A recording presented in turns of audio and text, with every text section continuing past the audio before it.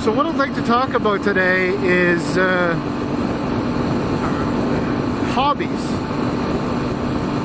What is a hobby, and what kind of hobbies that I've been into, what I do for hobbies now, and what things do you do in your life that you consider a hobby versus something that other people might say, yeah, that's a hobby, but you don't think it's a hobby, it's just the way you live your life. So I thought that would be interesting to talk about a little bit. And one of the first things that I think of when I think of hobbies, for me, is aquariums, fish tanks. That's something that I've been into for, well, nearly my entire life. I can remember having that stupid gumball machine with a goldfish in it when I was like 6 years old. And then eventually I probably was 10 or 11, and my parents had a 10-gallon tank on the kitchen counter, and they'd let me feed the fish, and it was my fish tank. But not really, because all I ever did was feed the fish and probably gave them too much and killed them all doing that anyway. And then when I was in my late teens, I really got into it big time. And at one point, I had 7 aquariums. The smallest was 20 gallons, and the biggest was 130 gallons. And, that's, we're talking like a 2-foot long tank that's, a foot deep and a foot high, versus like a 130 gallon tank is 6 feet long and 2 feet tall and a foot and a half deep.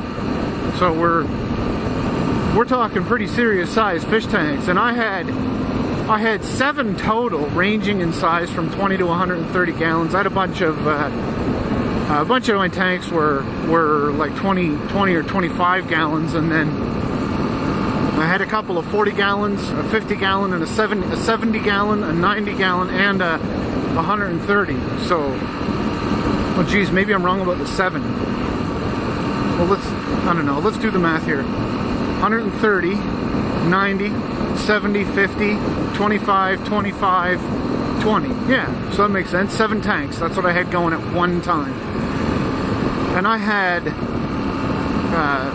tropical fish from all over the place. I had fish from Africa, fish from South America. We're talking freshwater. And then I had a fish tank. It was all saltwater fish. And fish were from the Caribbean or Hawaii. I always thought that was pretty cool because you could really get into it. There's a lot to think about when you're getting into a hobby like that is essentially recreating a piece of nature. Like it's like you're taking a glass box and going out into the wild and just collecting dirt, plants, fish, and anything else that you can encapsulate in a glass box and then keep alive by pumping the water around and having an artificial light on top of it to simulate the sun. Get a wave? There you go. And I always thought that was pretty fun because there's so many different things you can do with it. Like the options are limitless, from the size of the tank to where the fish can be from to the size of the fish, what kind of lights you can use. Like it's definitely something cool to get into if you're a very technically minded person. And it's a very consuming hobby because like now I have one tank and it's actually just got a turtle in it. I don't even have a fish aquarium anymore. And I think that's got a lot to do with work and everything else. And I guess that brings me to my definition of what I consider a hobby. A hobby is something that you're going to push out of your life. You're going to decide that you don't have time for that hobby when there's something that you consider part of your lifestyle needs more time, or you know, you just run out of time. Hobbies is something that you can do without. And I guess that's what fish aquariums were for me. It's something that I intend to get back into eventually, and I'm sure one day when I do, I'll probably do a vlog completely focused around my fish tank. And that'll be pretty cool, especially with the GoPro, because I can put it right in the aquarium and you'll be able to see well, we'll call it a fisho-vlog. Instead, oh, that was a cheesy laugh, wasn't it? It looks like I wasn't even serious. Oh my god. Instead of a motovlog, we'll call it a fisho-vlog.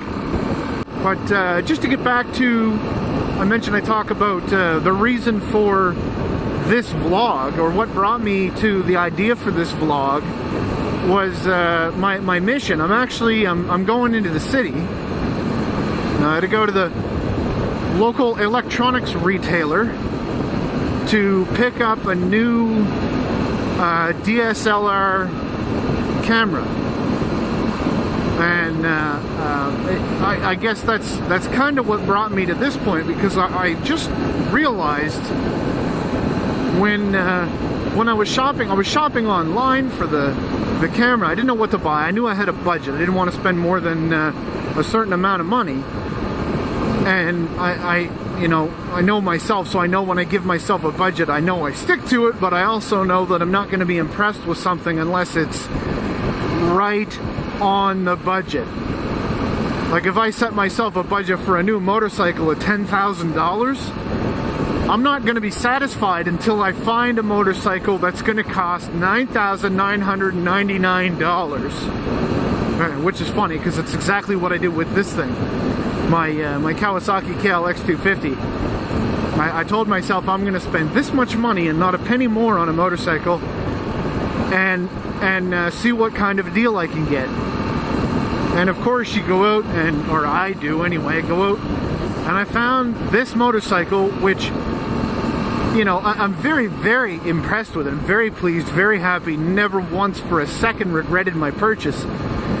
But I think it is hilarious how there's so many choices that I had in front of me, yet I chose the one that was literally pennies under the budget that I had set for myself.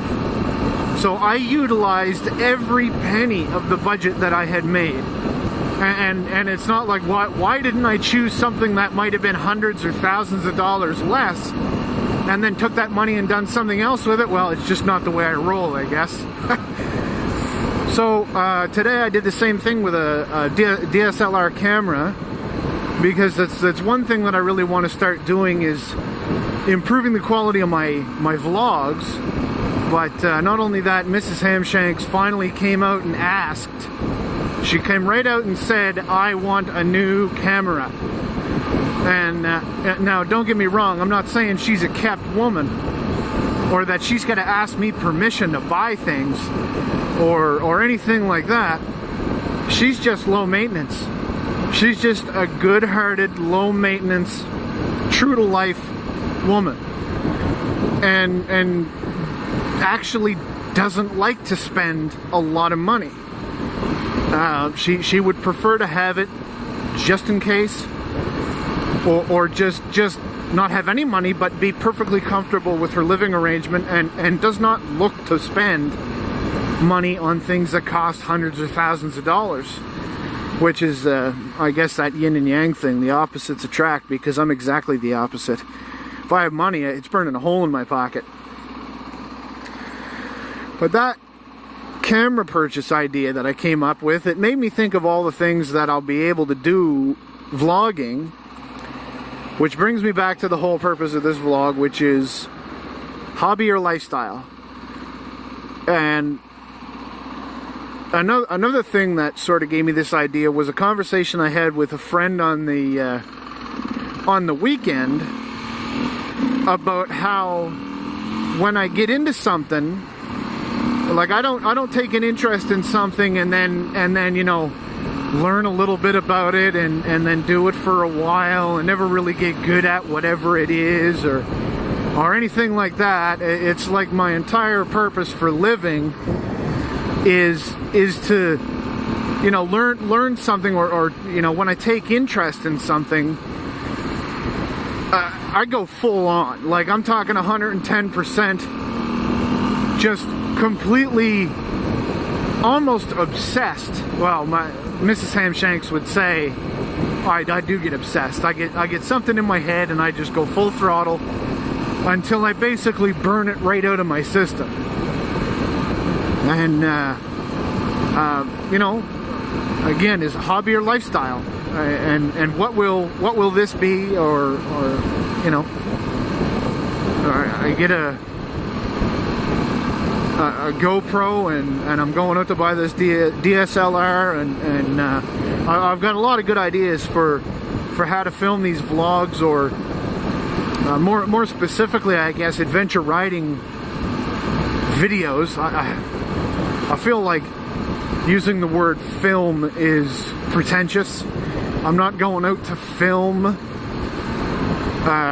or make adventure riding films.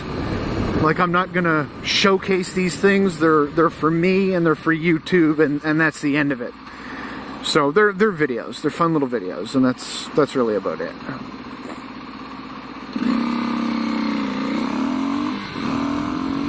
But the DSLR camera should be another way that I can add just a little bit more spice to what I'm doing with them, and I'm really hoping that it's going to pay off, and you'll notice that's my biggest goal is for you to notice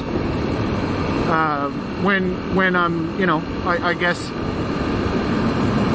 doing the best I can to make these videos as entertaining as possible, and that's going to be the big key. So, well, there, I guess now that I've talked about it enough, maybe Mrs. Hamshanks is right.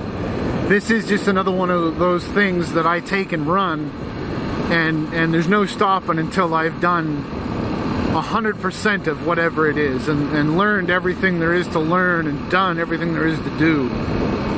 And I really should, I guess, follow that up by saying it would be impossible to pick anything and say you've done 100% of it or know 100% about it, because well, you'd have to have all the money and time in the world to be able to do that. So, you know, for the time and money that I've got to work with, I guess she's kind of right.